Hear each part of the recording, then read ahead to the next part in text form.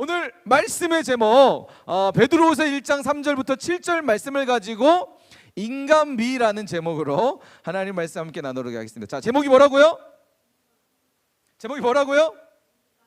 자, 인간미라는 제목으로 함께 말씀 나누도록 하겠습니다. 여러분, 인간미가 뭐죠? 인간이 뭐예요? 사람이죠. 미는 뭐예요? 저 무슨 미예요? 아름다울 미. 그렇죠. 사람의 아름다움에 대해서 오늘 말씀 함께 살펴보려고 해요. 여러분, 지금 우리가 2주째 그리고 오늘까지 하면 3주째 한 가지의 주제를 가지고 여러분과 지금 말씀을 보고 있습니다. 그 한 가지 큰 주제가 뭐죠? 대주제. 한 가지의 주제를 중심으로 세부적으로 하나씩 우리가 지금 살펴보고 있어요. 자, 첫 번째 주제, 이 큰 주제가 뭐예요? 지금 3주째, 오늘까지 3주째 볼 건데 주제가 뭐였죠? 자, 어디 까마귀 고기 먹었어요? 깜깜무소식이네. 자, 우리가 지금 하나님의 선민, 다 뭐라고요? 따라서 합시다. 하나님의 여기 있는 친구들, 너희들아 좀 반응을 좀 잘해줘라. 우리 희주가 오늘 안 나와가지고 반응을 안 해줘가지고 내가 지금 누가 희주 역할 좀 해줘. 여기 너네들 반응 잘해. 크게 대답하고. 알았지? 자, 몰라, 목사님이 오늘 여기 그래도 이렇게 오늘 예배를 섬기려고 여기 온 친구들은 예배를 섬기러 온 친구들입니다. 섬김이들이에요. 그래서 온 친구들에게 그래도 목사님이 이렇게 카페 이용권, 카페 문 닫았는데 내일부터 문 열어요. 그래서 카페 이용권 이렇게 줄 거니까 자, 열심히 해주세요. 보이는데 하겠다. 자, 우리가 지금 무슨 주제를 가지고 한다고요? 하나님의 선민. 자, 하나님의 선민이 뭐예요? 하나님이 택하신 백성. 하나님이 택한 사람은 누구이냐? 하나님은 어떤 사람을 택하셨냐? 그리고 하나님은 어떤 사람과 함께 일을 하시느냐? 특별히 하나님의 역사 가운데 이 시대를 이끌어 가시는 하나님의 역사 속에 어떤 사람을 통해서 하나님은 역사를 이끌어가게 하시느냐? 여러분, 성경에 수많은 믿음의 사람들이 등장합니다. 그리고 시대를 이끌어갔던 많은 사람들이 등장해요. 우리가 잘 아는 모세도 있었고요, 다윗도 있었고요, 다니엘도 있었고요, 또 수많은 믿음의 사람들이 많이 등장하죠. 자, 그 수많은 믿음의 사람들을 하나님이 택하셔서 그들을 하나님의 선민 삼으시고 그들을 통해서 하나님이 역사를 이끌어 가셨다는 거예요. 자, 하나님은 어떤 사람을 인도하시느냐, 어떤 사람을 쓰시느냐, 하나님 어떤 사람과 함께 일하시느냐. 특별히 이 시대에 하나님이 쓰시는 난세의 영웅, 이 난세의 영웅으로 어떤 사람을 들어 쓰시느냐. 그리고 우리 교회에서 많이 기도하고 있죠. 우리 다음 세대를 위해서 기도하는 제목들이 있습니다. 지역을 살리고 민족을 살리고 열방을 이끌어갈 지도자. 우리 모든 다음 세대가 그렇게 되기를 원합니다. 하나님 앞에 우리 모든 성도님들이 한 마음을 가지고 계속해서 기도하고 있습니다. 자, 그러면 하나님께서 지역을 살리고 민족을 살리고 열방을 이끌어갈 지도자감, 어떤 사람이냐, 어떤 사람을 그렇게 만들어 가시느냐. 자, 그 주제를 가지고 우리가 함께 지금 살펴보고 있습니다. 하나님의 선민은 누구이냐? 그 첫 번째가 누구일까요? 우리 말씀 봤었죠. 출애굽기 3장 말씀을 통해서, 모세를 통해서. 자, 다음 띄워주세요. 자, 바로 첫 번째 주제가 기다림이에요. 기다릴 줄 아는 사람. 하나님은 기다릴 줄 아는 사람을 통해서 일하신다는 거예요. 인내할 수 있는 사람. 그 인내가 뭐예요? 무엇을 기다려요? 하나님의 때를 기다릴 줄 아는 사람. 좀 더 적극적으로 얘기하면 하나님의 때를 준비하며 기다릴 수 있는 사람. 기다리는 사람. 하나님은 그 사람을 통해서 일하신다는 거예요. 여러분, 그래서요, 하나님의 때를 기다리는 사람은 성급할까요? 성급하지 않을까요? 막 어떻게 되면 어떡하지? 내일 이거 되면 이렇게 성급하지 않나요? 함부로 결정하지도 않아요. 이제 중학교 3학년 친구들 이제 뭐 지금 학기 초긴 하지만 이제 우리가 올 초긴 하지만 연말 되면 여러분도 이제 고등학교 문제를 가지고 심각하게 고민할 거예요. 어디 학교로 가야 되지?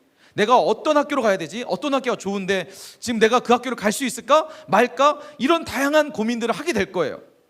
자, 그런데 하나님의 선민은 그런 고민들을 하기에 앞서서 하나님의 때를 기다릴 줄, 하나님께서 결정하시는 것에 내 삶을 드릴 수 있는 기다림이 있는, 그것을 하나님 앞에 인내하며 바라볼 수 있는 믿음의 사람이라는 거예요. 자, 그리고 뿐만 아니라 이렇게 기다릴 줄 아는 사람들은요, 자신의 지금의 모습을 함부로 평가하지 않아요. 내가 가난하다고요? 공부를 못한다고요? 힘도 없고 체력도 없다고요? 가진 것도 아무것도 없다고요? 이것으로 평가하지 않는다는 거예요. 왜요? 하나님의 때에 하나님은 준비된 그 사람을 통해서 일하시기 때문이에요. 많이 가졌다고 하나님 일하시는 것이 아니라, 또 많이 없다고 해서 하나님 쓰시지 않는 것이 아니라, 하나님은 준비된 그때에 그 사람을 쓰시는 거예요. 그래서 하나님의 기다림을 가지는 사람은 하나님의 때를 준비하는 겁니다. 자, 이게 바로 하나님의 선민이에요. 자, 선민은 뭐라고요? 첫 번째, 기다림. 자, 두 번째, 선민이 뭐였죠? 우리 지난주 말씀 함께 봤죠? 하나님께서 우리를 어떻게 하신다고요? 낮추신다고요. 하나님은 낮추시고 시험하사 마침내 복을 주시려는 거예요.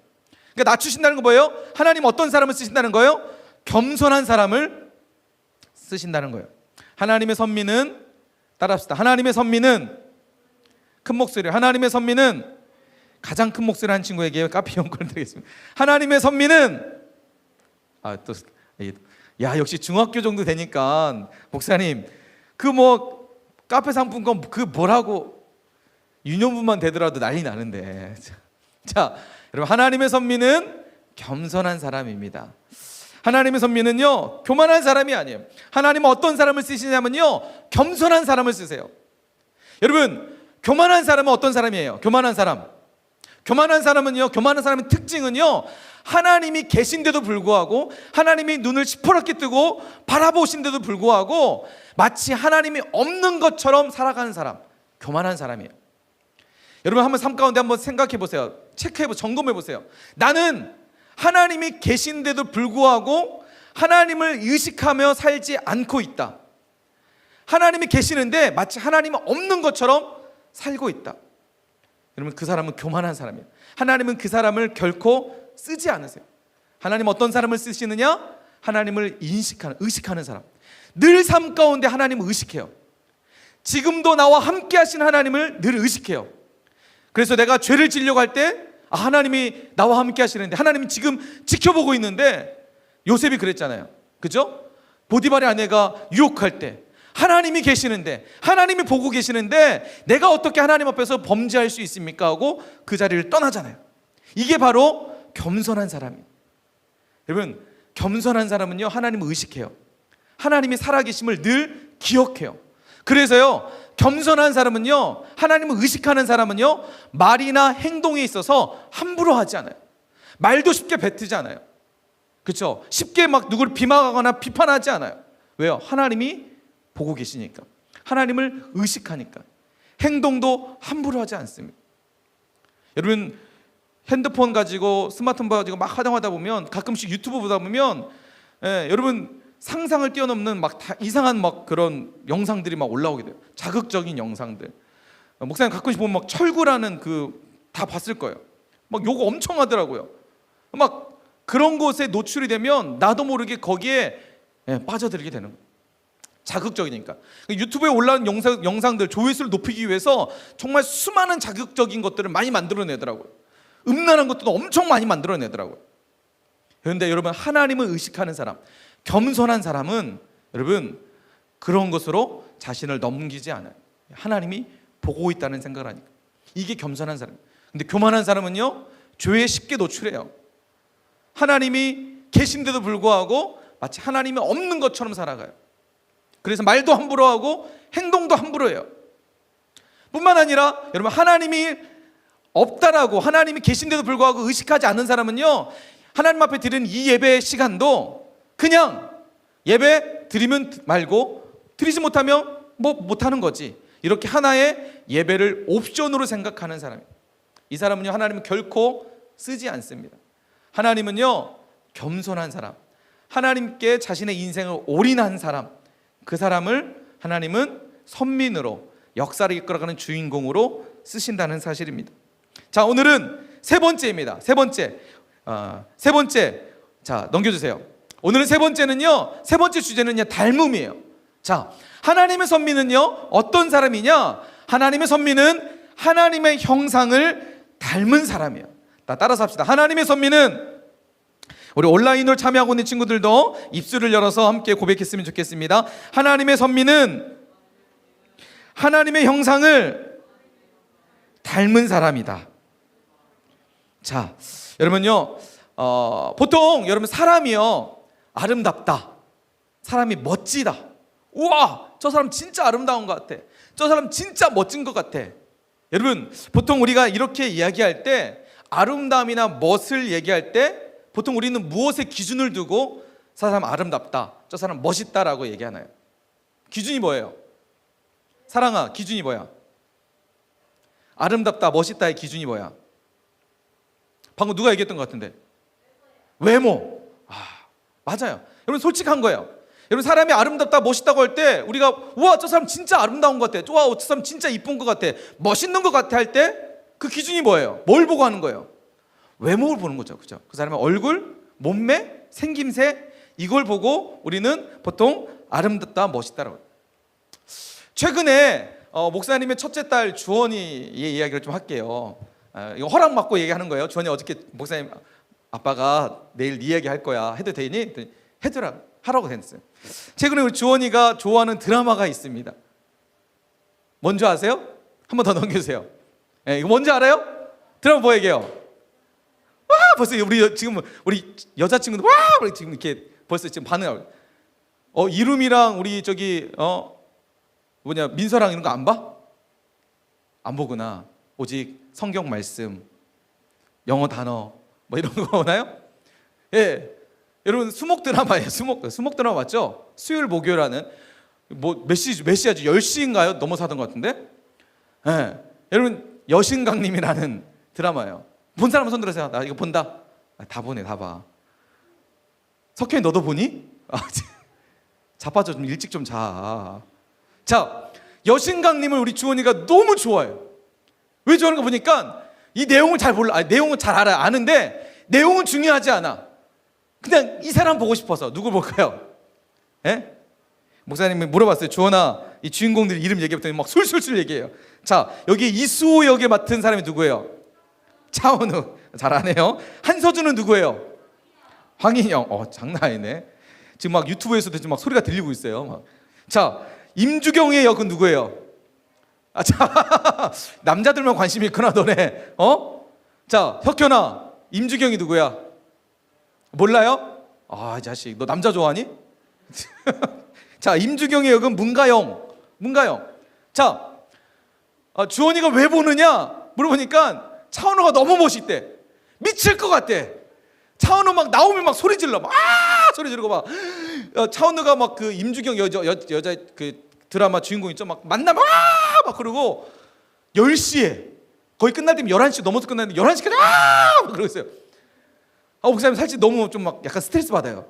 근데 솔직히 차은우 잘생겼더라고요. 저 멋있게 나와요. 근데 멋있게 나오는데 연기력은 좀 떨어지는 것 같아요. 아이돌 연기.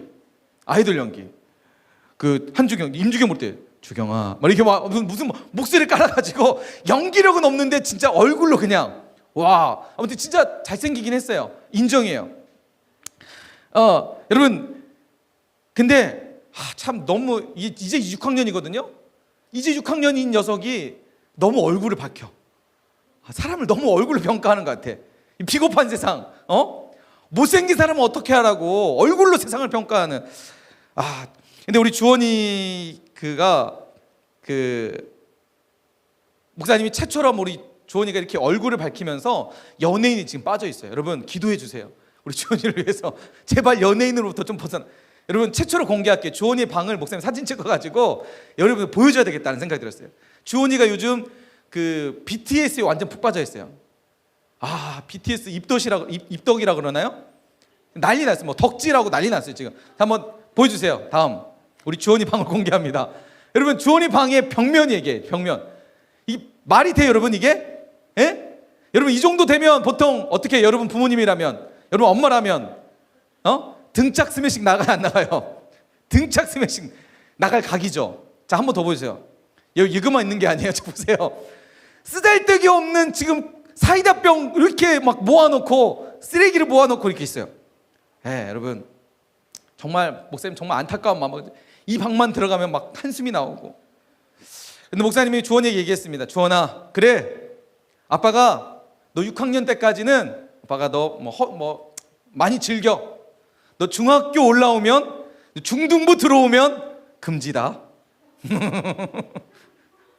이런 중등부 들어오면 가요 금지, 연예인 금지. 연예인은 뭐 좋아하는 건 뭐 괜찮지만 이렇게 오버하는 거 금지, 그죠? 우리는 페북까지 다 금지, SNS 금지. 우리는 2D 시대로 가야 돼. 2D 시대. 자, 중등부면 2D 시대야. 그래서 주원에게 지금을 누려라. 1년만 기다려. 1년 후에는 모든 게 다 막 싹, 목사님이 다 이제 시킬 겁니다. 여러분 한 번 더 넘겨주세요. 여러분 요즘 이런 말이 있죠. 외모지상주의라는 얘기 혹시 들어봤어요? 뜻이 뭐냐면요, 외모로 대상을 차별하게 되는 사회적 풍조를 이루는 말이래요. 그러니까 외모로 사람을 평가하는 거예요. 외모로 사람을 차별하는 거예요. 잘생긴 사람들은 막 이렇게 사회적으로 사람들이 이렇게 따라가고, 그죠? 여러분 보세요. 한번 친구들 한번, 여러분 학교나 친구들 한번 보세요. 잘생긴 사람, 이쁜 사람 주변에 친구가 많을까요, 적을까요? 나는 이쁘지 않으니까 여기는 뭐 별로 친구. 여러분 보통 많은 이쁘거나 잘생기면 친구 주변에 친구들이 있어요. 못생기면 어떻게 해요? 비슷한 애들끼리 모여요. 비슷한 애들끼리. 목사님은 그래서 친구가 되게 많았어요. 목사님 친구가 되게 인정하지 않는 눈빛인 여러분 지금. 사실 여러분 농담이고요. 목사님 고백했지만 중학교 2학년 때 왕따 당했어요. 여러분 별로 이렇게 또 지금 웃고 있는 친구들 뭐야? 목사님이 아프면 나의 기쁨이야? 그럼 상상이 바뀌겠습니다. 왜 왕따를 당했는지. 솔직히 좀 찌질했거든요. 찌질해가지고 했어요. 여러분 외모지상주의, 사람을 너무나 외모로 평가한다는 거예요. 그리고 그 사람의 아름다움의 기준, 멋의 기준을 외모로 두는 거예요. 그러니까 너무, 사실 우리 주원이도 보면 연예인을 막 좋아하면서 외모를 밝히면서 외모를 신경 엄청 쓰더라고요. 지난 주중에도 미용실을 갔다 왔어요. 왜 갔다 왔더니 염색한다고. 여러분 염색하는데 뭐 부분 염색인데 5만 얼마인가요? 자신의 용돈을 가감없이 그냥 머리 염색하는 데서. 난 좀 이해가 안 됐는데 여러분 다 이해가 되는가 봐요. 자, 외모를 너무나 물론 여러분 외모를 우리가 잘 가꾸는 거 필요합니다. 하나님이 주신 외모를 내가 잘 관리하는 거 당연히 필요해요. 그런데 그게 지나치면 문제가 된다는 거죠. 사회적 풍조 속에서 그래서 외모지상주의라는 게 나오는 거예요. 사람을 너무나 외모를 평가하고 못생겼으면 취급도 하지 않고 이쁘거나 잘생기면 막 더 가까이 다가가고. 여러분 이게 말이 된다고 생각하는, 말이 안 되는 거예요. 근데 이런 사회가 일어나고 있어요. 그런데 목사님이 진짜 성경 말씀을 통해서 복음을 발견했어요. 여러분 하나님은요 사람의 외모를 평가할까요? 사람의 외모를 통해서 그 사람을 평가하시는 분이실까요? 사람은 사람의 외모를 가지고 평가하지만 여러분 하나님도 외모를 가지고 사람을 평가하시는 분일까요? 목사님 한 말씀을 보면서 정말 큰 은혜를 받았어요. 자, 한번 넘겨주세요. 사무엘상 16장 7절 말씀입니다. 우리 한 목소리 한번 읽어봅시다. 정말 하나님의 은혜의 복음의 말씀을 우리가 선포하면서 감사하는 마음으로 한번 읽어봅시다. 저 준비. 사무엘상 16장 7절 말씀 함께 읽습니다. 시작. 여호와께서 사무엘에게 이르시되 그의 용모와 키를 보지 말라. 내가 이미 그를 버렸노라. 내가 보는 것은 사람과 같이 아니하니 사람은 외모를 보거니와 나 여호와는 중심을 보느니라 하시더라. 여러분 복음이지 않아요? 여러분 하나님은 어떤 분이시라고요? 하나님이 지금 사무엘에게 말씀하세요. 사무엘아, 너는 사람의 용모와 키를 보지 마. 내가 이미 그를 버렸노라라고 말씀. 목사님 이 말씀을 보면서 막 눈물이 날 지경이었어요. 하나님 이런 복음이 있었다니. 예수님을 내 마음속에 모신 이후에 최고의 복음이었던 것 같아요. 사실 목사님 중학교 때까지는요, 목사님 좀 비교해서 미안해요. 우리 태민이만 했어요. 태민이 키가 작았다는 거예요. 태민아, 키에 대한 컴플렉스 있어요, 없어요? 왜 울고 있어, 태민아? 울고 있었어? 목사님 사실 저만 했거든요. 그러니까 초등학교는, 목사님 때는 초등학교 때 키 순서로 우리 보통 이름 순서대로 보통 번호가 부교였대잖아요. 근데 초등학교 때는 꼭 목사님 초등학교 때는 앞으로 나란히 해가지고 키 작은 애부터 맨 앞에 막 세워서 막 이렇게 해요. 그리고 맨 앞에 있으니까 1번, 2번, 3번 이렇게 하는 거예요. 목사님 항상 거의 1번, 2번 다 텄어요. 키가 작았으니까. 그래가지고 어렸을 때 키가 작아가지고 좀 컴플렉스 많았어요. 중학교 때는 잘 몰랐는데 중학교 말에서부터 고등학교 올라갈 때 키 때문에 엄청 스트레스 받아요. 키가 좀 큰 애들이 와가지고 막 저희가 놀리는 말로 야 아래 공기는 좋니? 막 이렇게 물어봐요. 그럼 한참 막 얘는 불러요. 내가 앞에 있는데 막 불러요. 동채야 어디 있어? 네, 키가 작아가지고 안 보이니까 얼마나 이 외모에 그 친구들이 놀렸는지 모르겠어요. 그 아픔을 우리 태민이가 잘 알 거예요. 그죠? 태민이는 친구들을 만나면 태민이가 친구들 어깨 동무하니 친구들이 너의 어깨를 동무하니 자 이런 친구들 많을 거예요. 그리고 조금 몸매가 뚱뚱하면 어떻게 해요? 막 놀리잖아요. 막 돼지라고 놀리고. 상원이 엄청 그거 막 스트레스 많이 받았어요. 석현이랑 김돼지 뭐 이렇게 홍돼지 막 이렇게. 이제 상원이는 그거에 다 이제 해탈했거든요. 그죠? 돼지라고 해도 뭐 아니니까. 그죠? 아니에요? 외모에 왜 이렇게 놀리지 모르겠어요. 그런데 보세요. 오늘 말씀 보세요. 이 말씀. 사무엘상 16장 7절 말씀. 뭐라고요? 하나님이요? 용모와 키를 보라고요? 보지 말라고요? 보지 말라는 거예요. 지금 하나님께서 사람을 세우시기 위해서 사무엘을 이새의 집에 보낸 거거든요.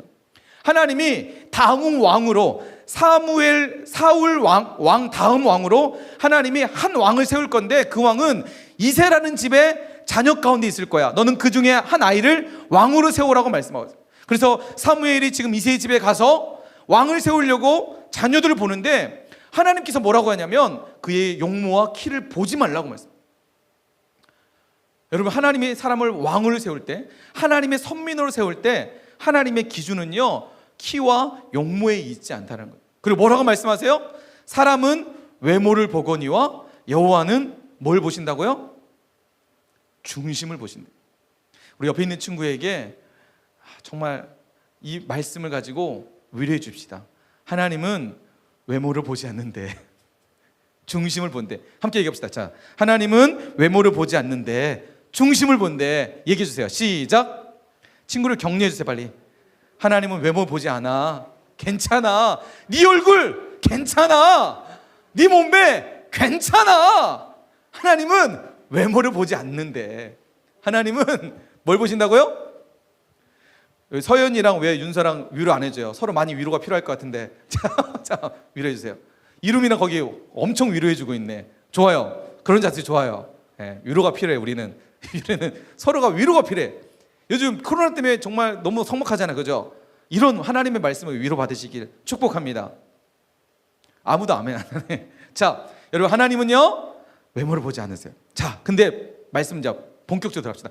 여러분 보세요. 하나님이 보시는 게 뭐라고요? 사무엘상 16장 7절 말씀해 보니까 하나님은 뭘 보신다고요? 외모를 보지 않으시고 중심을 보신대요. 자, 여러분 하나님은요 사람의 외모를 보지 않으시고 중심을 보신다고 말씀하고 있습니다. 자, 그러면 중심이 뭘까? 하나님이 주목하고 계시는 그 사람의 중심이 뭘까? 하나님은 외모를 보지 않으시고 중심을 보신다면 그 중심이 뭘까? 자, 오늘 우리가 읽었던 말씀에 힌트가 있습니다. 하나님이 보시는 중심. 자, 한 번 더 넘겨주세요. 오늘 읽었던 베드로후서 1장 3절부터 4절 말씀. 여러분 오늘 이 말씀 잘 들어야 돼. 왜요? 우리는 외모로 승부 볼 수 없으니까. 우리는 외모가 아니잖아요. 그죠? 우리는 중심으로 승부 봐야 되잖아요. 왜? 하나님이 그걸 보시니까. 세상은 외모를 보지만 여러분 하나님은 중심 보니까 희망이 있는 거잖아요. 만약 하나님도 외모를 보신다 그러면 여러분 우리는 희망이 있어요? 없어요? 다 절망해 하잖아요. 절망할 수밖에 없잖아요. 그러니까 오늘 말씀 정말 중요한 거예요. 오늘 말씀을 잘 들어야 여러분 우리에게 새로운 희망이 있고 용기가 있고 힘이 생기는 거야. 왜? 당당할 수 있는 거야. 외모로 만약 하나님 보신다 그러면 우리는 쪼그라들 수밖에 없지만 하나님 외모가 아니라 중심을 보니까 내 안에 가능성이 있는 거야. 자, 하나님이 보시는 그 중심이 뭐냐? 사무엘 그 베드로후서 1장 3절부터 4절 말씀이에요. 자, 노란색 글씨 한번 읽읍시다. 자, 노란색 글씨 한번 읽을게요. 자, 시작. 신성한 성품에 참여하는 자가 되게 하려 하셨느니라. 자, 하나님이 보시는 중심이 뭐라고요? 여기서 뭘 것 같아요? 이 말씀에서 이렇게 목사님이 힌트까지 주고 막 굵은 글씨로 노란색 표시까지 하면서 크게 했는데 여러분 여기서 답을 못한다. 안 되겠죠. 자, 하나님이 보시는 중심이 뭐라고요? 신성한 성품. 재현아, 크게 해줘서 고마워. 우리 재현이에게 목사님 계속해서 주고 싶었는데 맨 앞자리에 앉아가지고 이렇게 큰 소리로 대답해주고. 자, 재현이에게 자, 카페 이용권 박수 한번 주세요. 박수. 진짜 우리 재현이 1학년인데 이렇게 열심히 올해 1월 달부터 한 번도 현장 예배에 빠지지 않고 정말 열심히 나오고 있어요. 재현이는 회중석에서 찬양으로 같이 회중으로 예배를 섬기는 대표로 왔어요. 대표로. 그죠? 아니에요? 엄마가 가라고 해서 온 거예요? 아니에요. 하나님을 예배하고 싶어서 온 거예요. 자, 하나님이 보시는 중심이 뭐라고요? 신성한 성품이래요. 그런데 여러분 보세요. 말씀을 계속해서 봅시다. 자, 신성한 성품에 뭐 하는 자가 됐다고요? 참여하는 자가 되게 하셨대요. 여러분 무슨 말이에요? 하나님이요, 우리를 신성한 성품으로 참여할 수 있는 은혜의 길을 열어주셨다는 거예요. 아니 이게 무슨 말이에요, 목사님? 신성한 성품이면 성품이지 신성한 성품에 참여한 자가라는 게 무슨 말이에요? 여러분 이 말씀에는요 엄청난 큰 의미가 있어요. 복음이 있어요. 하나님의 은혜가 있는 거예요. 왜 그러냐면 여러분 이 말씀을 다르게 얘기하면요, 하나님께서 우리가 신성한 성품에 참여하는 자가 되게 하셨다는 말은요, 다른 말로 얘기하면 어떤 말이에요? 우리는 신성한 성품에 참여할 수 없는 자였다는 거예요. 아무리 우리가 하나님의 중심에 들려고 해도, 하나님의 중심에 우리의 중심을 보시는 그 하나님의 눈에 들려고 해도 우리 하나님의 눈에 들 수 없는 존재였다는 거예요. 우리는 신성한 성품이라는 이 단어조차도 가질 수 없었던 존재였다는 거예요. 그런데 뭐예요? 하나님께서 우리에게 신성한 성품에 참여하는 자가 되도록 해주셨다는 거예요. 다르게 얘기하면 하나님께서 중심을 보실 때 그 중심을 볼 수 있도록 우리를 부르셨다는 거예요. 우리를 중심을 볼 수 있는 존재조차도 아니었는데 그 중심에 볼 수 있는 존재가 되었다는 거예요. 어떻게요? 한 번 더 넘겨주세요. 바로 맨 앞절에 있는 거예요. 자, 그의 신기한 능력으로. 여기서 그는 누구일까요? 그의 신기한 능력으로 생명과 경건에 속한 모든 것을 우리에게 주셨으니. 자, 우리에게 모든 것을 주신 그는 누구일까요? 누구이죠? 누구이죠? 자, 우리 실시간으로 예배에 참여하는 친구들 댓글 달아주세요. 누구이죠? 몰라요? 우리 아빠요? 자, 여러분 여기서 그는요, 예수 그리스도를 얘기했죠. 예수님께서 신기한 능력으로 우리에게 신성한 성품에 참여하는 자가 되도록 해주셨다는 거예요. 자, 그러면 예수님께서 우리가 신성한 성품에 참여하도록 하시기 위해서 신기한 능력을 행하셨대요. 여러분 그 신기한 능력이 뭘까요? 신기한 능력이 뭐예요? 우리를 위해서 이 땅에 오셨고 우리의 모든 죄를 위해서 십자가에서 어떻게 해요? 대속해 주신 그 사건. 그 사건이 바로 신기한 능력이라는 거예요. 예수님께서 우리에게 이 신성한 성품에 참여하도록 하시기 위해서 신기한 능력, 십자가에서 우리를 위해서 대속해 주심으로 죄인된 우리가 예수 그리스도로 말미암아 하나님의 의인의 자녀로, 하나님의 자녀된 신분으로 우리를 삼아 주셨다는 거예요. 그래서 우리가 신성한 성품을 가질 수 없었던 우리가 예수님으로 말미암아 신성한 성품에 참여할 수 있게 되었다는 것입니다. 할렐루야. 아멘이세요? 여러분, 그래서 우리에게는 가능성이 있는 거예요. 이 시간 예배하는 우리 모두는요, 그리고 온라인으로 참여하고 있는 우리 친구들, 예배하고 있는 우리 친구들 모두는요, 다 가능성이 있는 거예요. 하나님의 중심, 하나님께서 보시는 그 중심을 하나님이 보실 수 있는 가능성이 있는 존재가 되었다는 거예요. 여러분, 하나님은 외모를 보신다고요? 외모를 보지 않으세요. 하나님은 중심을 보세요. 근데 하나님은 그 중심을 보시는 그 모든 사람의 가능성이요, 예수 그리스도로 말미암아 우리에게 얻어졌다는 거예요. 여러분, 우리 한 사람 한 사람들은요, 모두 다 다윗과 같이 하나님이 다윗을 중심을 보시고 그를 세우셨던 것처럼 여러분, 다윗과 같은 눈빛으로 하나님 지금 우리를 바라보고 계신다는 거예요. 하나님이 다윗을 세울 때 그의 용모를 보지 않고 그를 외모로 평가하지 않으시고 그의 중심을 보시고 하나님이 다윗을 세워서 이스라엘의 2대 왕으로 삼으셨던 것처럼 하나님 지금도 우리를 바라보시는 그 시선을 그렇게 동일하게 보고 계신다는 거예요. 여러분, 그래서 놀라운 은혜인 거예요. 이게 놀라운 하나님의 복음이라는 거예요. 아니, 하나님, 나 같은 자를 다윗과 같은 인물로 보고 계신다고요? 하나님, 나처럼 모질한 자를 하나님의 영광된 역사를 이끌어가는 주인공으로 나를 지금 보고 계신다고요? 여러분, 이게 하나님의 시선이라는 것입니다. 우리 옆에 있는 친구에게 이렇게 인사할까요? 너는 가능성이 있어. 자, 고기만 끄덕거리는 것 같아요 지금. 마스크 썼다고 지금. 자, 우리 이름이랑 그 친구들 빨리 많이 위로해 주세요. 여기 지금 서연이랑 빨리 많이 위로해 주세요. 너는 가능성이 있대. 가능성이 있어. 여러분, 우리는 모두 다 가능성이 있습니다. 여러분, 여기 있는 모든 친구들은요, 예배하는 모든 사람들은요, 지금 가능성이 있는 거예요. 삶 속에 절망할 필요가 없는 거예요. 내가 지금 가지고 있느냐 가지지 못했느냐 이것 때문에 그냥 구구절절할 필요가 없는 거예요. 왜요? 하나님의 시선에 나는 지금 가능성이 있는 존재이기 때문에. 하나님은 내가 가지고 있느냐 가지지 못했는 것에 따라서 평가하지 않으시기 때문이에요. 자, 그렇다면 이제 구체적으로 빨리 넘어갈게요. 하나님이 보시는 그 중심, 그 신성한 성품, 하나님이 지금 우리 삶 가운데에 우리의 중심 가운데 보고 싶은 그 신성한 성품이 무엇이냐. 자, 계속해서 다음 구절입니다. 자, 베드로서 1장 5절부터 7절 말씀해 보면 하나님께서 구체적으로 하나님이 그 우리를 참여케 하시는, 하나님이 우리의 중심을 통해서 보고 싶은 그 신성한 성품이 무엇이냐. 자, 첫 번째가 뭐예요? 믿음이에요. 믿음. 따라서 합시다. 믿음. 따라서 합시다. 믿음. 아멘. 회장 크게 안 해? 내가 회장을 세운데. 자, 부회장 어디 있어? 부회장. 자, 문부회장. 김총무 어디 있어? 김총무, 조총무. 자, 우리 임원들 똑바로 합시다. 자, 여러분, 하나님 첫 번째 신성한 성품의 첫 번째가 뭐라고요? 믿음이라는 거예요. 여러분, 신성한 성품에 참여하는 첫 번째가 믿음이에요. 믿음. 마지막은 뭐예요? 마지막이 뭐예요? 사랑으로 맺어지는 거예요. 자, 근데 첫 번째 믿음. 여러분, 우리의 신앙에서 하나님을 믿는 믿음을 빼버리면 신앙에 의미가 있을까 없을까요? 여러분, 믿음을 빼버리면 덕이 의미가 있을까 없을까요? 지식이 의미가 있을까? 하나님이 없는 지식 의미가 있을까 없을까요? 하나님을 빼버리는 지식, 하나님 없는 절제, 하나님을 믿는 믿음 없는 인내. 여러분, 불가능하다는 거예요.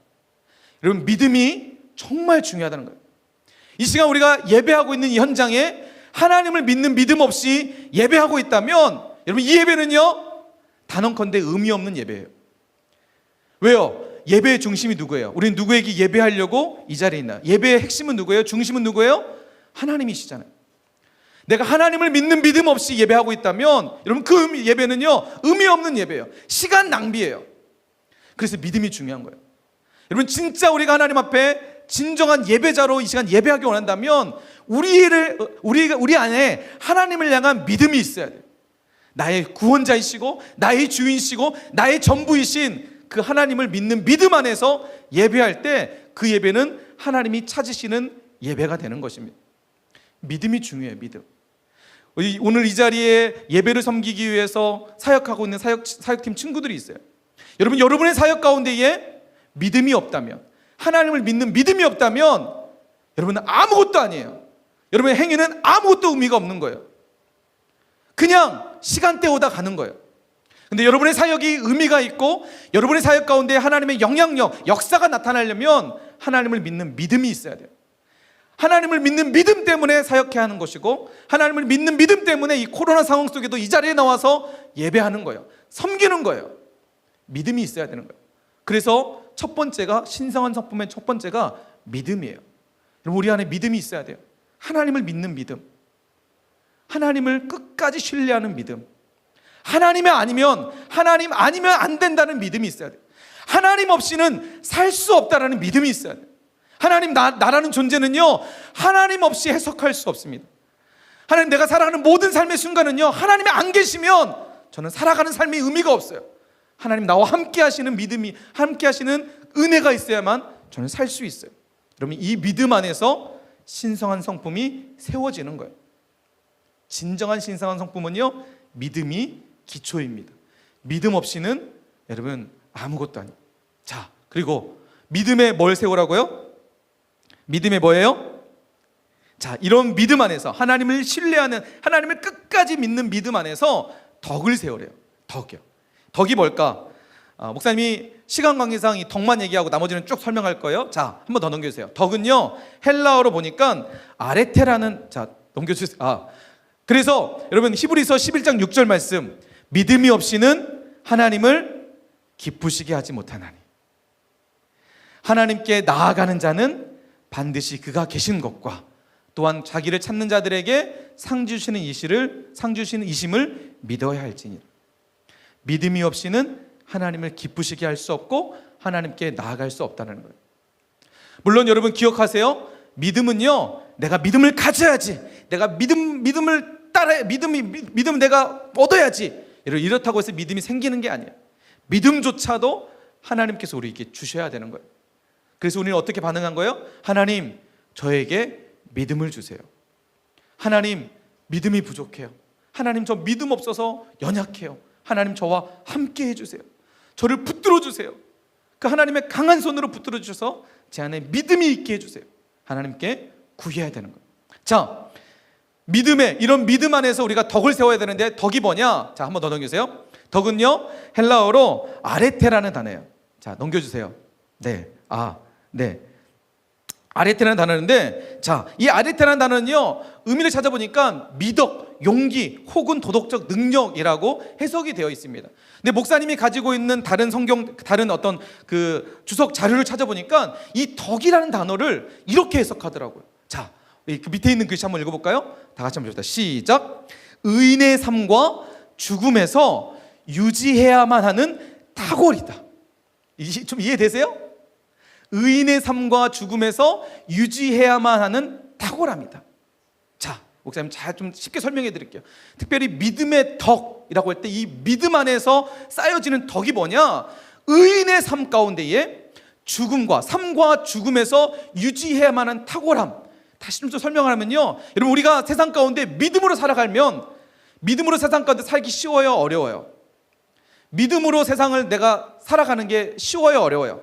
솔직히 얘기해보세요. 학교에서 내가 믿음 가지고 살아가는 거 쉬워요, 어려워요? 어렵죠. 특별히 코로나 시대에 우리는 지금 믿음에 대한 도전을 받고 있어요. 그렇죠? 믿지 않는 안티크리스찬들, 비그리스도인들로 하여금 계속해서 비난의 화살을 받고 있어요. 이런 화살 속에서, 이런 환경 속에서 내가 세상 가운데 믿음으로 살아가는 거 쉽지 않아요. 그런데 여러분, 뭐예요? 믿음의 덕은요, 그런 세상 가운데 내가 치열하게 살아가는 거예요. 끝까지 믿음을 붙들고 살아가면서 생겨나는 상처들이 있을 거예요. 친구들로부터 왕따 당하기도 하고요, 사람들로부터 비난당하기도 하고요, 때는 심지어 사람들로 모함당해서 어려움 당하기도 해요. 그런 수많은 상처들, 그런 흔적들이 바로 덕이라는 거예요. 세상 가운데 끝까지 믿음 붙들고 살기 위해서 몸부림하면서 처절하게 싸우면서 얻어지는 믿음의 흔적들, 여러분, 이게 바로 덕이라는 것입니다. 하나님 안에서 믿음의 덕이라는 거예요. 여러분 삶 가운데 얼마나 이런 믿음의 덕이 있나요? 이 믿음을 붙들고 끝까지 싸우면서, 나는 믿음 떠나면 안 돼, 하나님 떠나면 안 돼. 그래서 친구들이 뭐라고 해도, 친구들이 나를 비판하고 사람들이 손가락질하면서 너 코로나 상황 속에서 무슨 예배야, 그냥 자빠져 있어, 이렇게 하는 그런 소리 속에서도, 그럼에도 불구하고 하나님 앞에 예배하러 이 자리에 나오는 그런 처절한 몸부림, 그런 흔적들, 이게 덕이라는 거예요.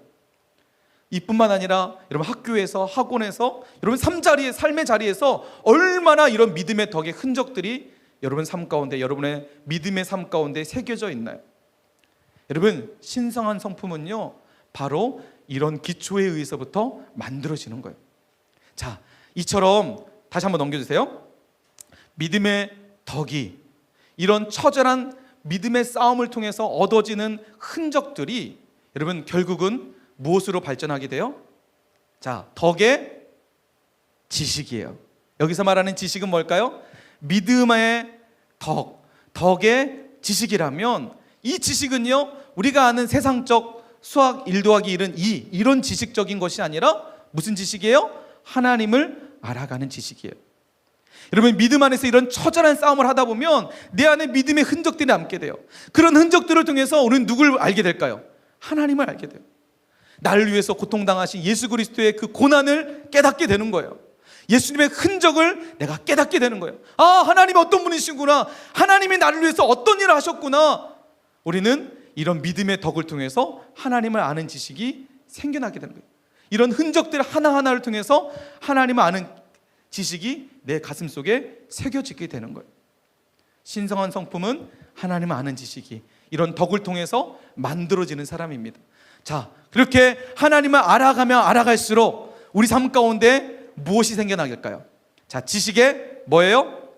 다 같이 지식의, 재현아 그 카페 이용권 받았으면 그래도 양심이 있는데 좀 해줘.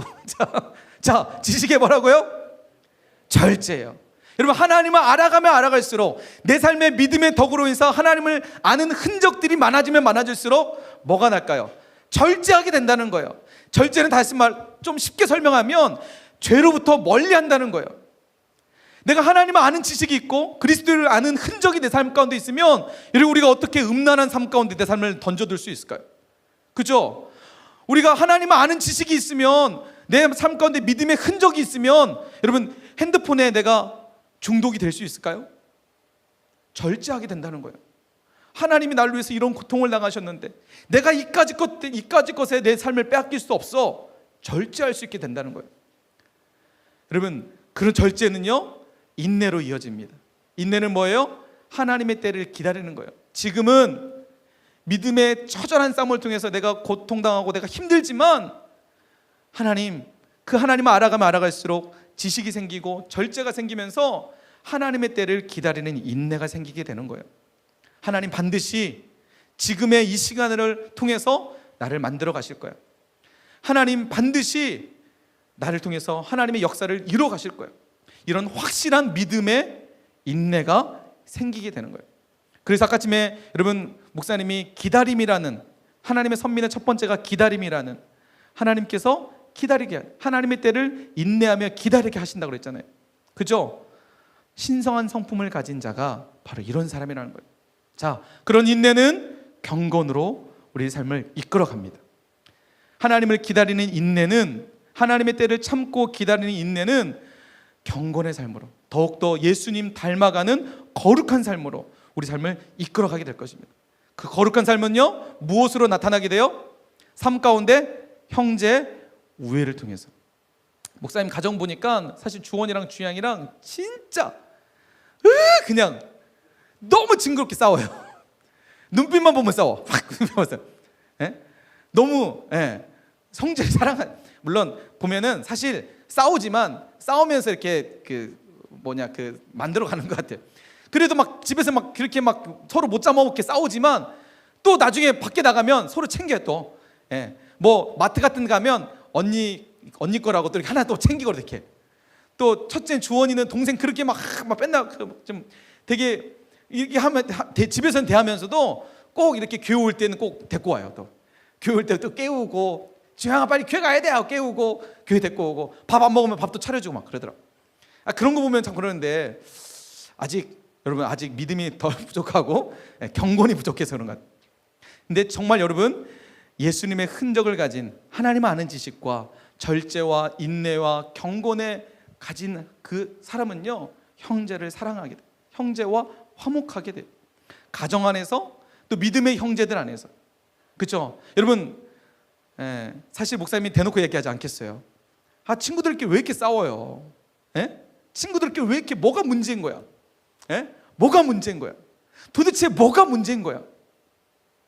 다 고개를 숙이고 있네요. 자, 여러분, 정말 예수님의 성품을 닮은 신성한 성품, 하나님이 지금 그거 보고 계신다는 거예요. 중심을 보신다고 말씀하시잖아요. 경건의 형제 우애를. 믿음 안에서 우리는 모두 다 그리스도의 형제와 자매입니다. 하나님을 닮은 그리스도인은요, 형제 우애하게 돼요. 그 우애를 통해서 진짜 사랑을 깨닫게 되는 거예요. 이게 진짜 사랑이구나. 내 감정적으로 나와 좋은 관계면 사랑하는 그 사랑의 관계가 아니라 내 원수까지도 사랑할 수 있는 사랑의 관계가 되는 거예요. 친구랑 다툴 수 있어요. 친구랑 마음이 상할 수도 있어요. 그런데 여러분, 진짜 사랑은요, 그런 어려운 상황 속에서도 내가 다시 이해하고 용서하고 다가갈 수 있는 거, 이게 진짜 사랑이라는 거예요. 다음 넘겨주세요. 여러분 이걸 해서요, 신앙과 삶의 균형 잡힌 그리스도인이에요. 신성한 성품이고요. 오늘 사무엘서 16장 1절 말씀이죠. 사무엘상 16장 7절 말씀에 하나님은요, 외모를 보지 않고 중심을 보신다. 그 중심을 보신 하나님의 중심이 바로 이 신성한 성품이라는 거예요. 균형 잡힌 그리스도인이라는 거예요. 마지막 넘겨주세요. 목사님 한 사람의 이야기만 잠깐 하고 넘어갈게요. 닉 부이치치라는 사람. 이 사람 누군지 알죠? 설명 안 할게요. 오체, 손도 없고요, 발도 하나밖에 없는 사람. 여러분 이 사람 볼 때, 외모를 볼 때 탁월하나요? 외모를 볼 때 아름답나요? 뛰어나나요? 멋있나요? 그런데 이 사람을 통해서 수많은 사람들이요, 어떤 학생이요, 자살을 생각하고 다음날 자살하려고 했다가 이 사람을 만나고 나서 자살을 내려놓고 포기하고 새로운 믿음의 도전을 가지고 그렇게 결단하면서 다시 회복된 사람들이 수없이 많은 청소년들에게 강연하고 있고요. 지금 전 세계로 돌아다니면서, 코로나 시대는 돌아다니지 못하겠지만 그 전까지는 전 세계로 돌아다니면서 많은 사람에게 용기를 주고 희망을 줬던 사람. 만약 외모로 본다면 이 사람은 볼품없는 사람이에요. 외모로 본다면 그 누구도 이 사람을 쳐다보지 않았을 거예요. 근데 여러분, 진짜 영향력은요, 외모에 있는 것이 아니라 중심에 있다는 거예요. 특별히 오늘 말씀, 신성한 성품, 믿음의 덕의 지식을, 지식의 절제를, 절제의 인내를, 인내의 뭐예요? 말씀 보지 않고 인내의 경건을, 경건의 형제 우애를, 형제 우애의 사랑을. 여러분, 그래서 이분이 이렇게 얘기했대요. 절대 포기하지 마세요. 당신은 있는 그대로 아름답습니다. 하나님은 오늘 우리 안에 가능성을 주셨습니다. 내 힘과 내 의지와 내 방법 때문이 아니라, 내가 거룩해서가 아니라 예수 그리스도의 십자가의 은혜로 우리는 가능성이 있는 존재가 되었습니다. 어떤 가능성이요? 신성한 성품에 참여할 수 있는 가능성이 주어졌어요. 이제 우리는 오늘 말씀 붙들고 그 가능성 안에서 내가 살아가면 되는 거예요. 하나님, 목사님 얘기했죠? 믿음은 내가 얻을 수 있다고 얻어지는 게 아니라 하나님께 은혜를 구하는 거예요. 우리 시간 이제 찬양할 거예요. 찬양할 때 여러분 안에 그런 하나님의 마음이 있었으면 좋겠습니다. 하나님, 저 믿음 없어요. 오늘 말씀처럼 믿음이 내 안에 새겨져야, 하나님을 향한 뜨거운 믿음이 내 안에 주어져야 내가 덕을 세울 수 있고, 그 덕의 지식을 세울 수 있고, 절제와 인내와 경건과 형제 우애와 사랑을 세울 수 있다고 말씀하셨는데, 하나님, 내 안에 믿음을 주세요. 제가 하나님의 신성한 성품에 참여한 자가 돼서, 하나님이 보시는 그 중심에 합한 자가 돼서, 다윗과 같이, 모세와 같이, 다니엘과 같이 이 어두운 시대에 난세의 영웅으로 하나님, 제가 쓰임받기를 원합니다. 이렇게 결단하는 시간들이 됐으면 좋겠습니다.